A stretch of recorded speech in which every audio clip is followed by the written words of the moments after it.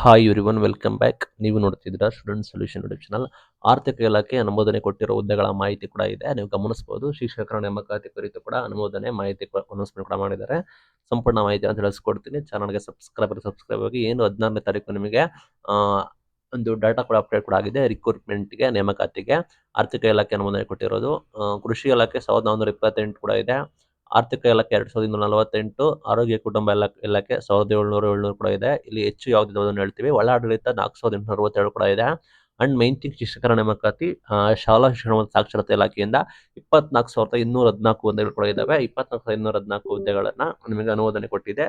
ಇದರಲ್ಲಿ ಪ್ರೊಬಬಲಿ GPST, PST, HSTR, PU lectures ನೇಮಕಾತಿ and ನಿಮಗೆ ಗೊತ್ತಿರೋಗೆ IT ಶಿಕ್ಷಕರ ನೇಮಕಾತಿ, ದೈಹಿಕ ಶಿಕ್ಷಕರ ನೇಮಕಾತಿ ಎಲ್ಲ ಕೂಡ ಇನ್ಕ್ಲೂಡ್ ಆಗುವ ಸಾಧ್ಯತೆ ಕೂಡ ಇದೆ ಅಂತ ಹೇಳಿ ಹೇಳ್ತಾ ಇದ್ದಾರೆ.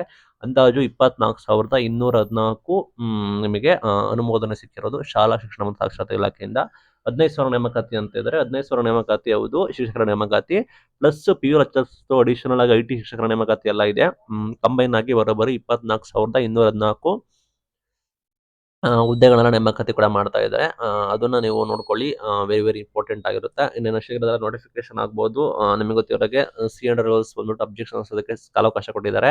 ಅಬ್ಜೆಕ್ಷನ್ ಮುಗಿದ ನಂತರ ನಿಮಗೆ ಹೊಸದಾಗಿ ನೇಮಕಾತಿ ಪ್ರಕ್ರಿಯೆಯನ್ನ ಪ್ರಾಬಬಲಿ ನೆಕ್ಸ್ಟ್ ಮಂತ್ ಅಲ್ಲಿ ನಾವು ಎಕ್ಸ್ಪೆಕ್ಟ್ ಮಾಡಬಹುದು ಅಂತ ಕೂಡ ಹೇಳಿದ್ದಾರೆ. ಈಗ ಇದರ ಇವತ್ತಿನ ಮಾಹಿತಿ ನೋಡಿದ್ರೆ ಆರ್ಥಿಕ ಇಲಾಖೆ ಅನುಮೋದನೆ ಕೊಟ್ಟಿರೋ ಹುದ್ದೆಗಳ ಬಗ್ಗೆ ಮಾಹಿತಿ ಕೊಟ್ಟಿದ್ದೀವಿ.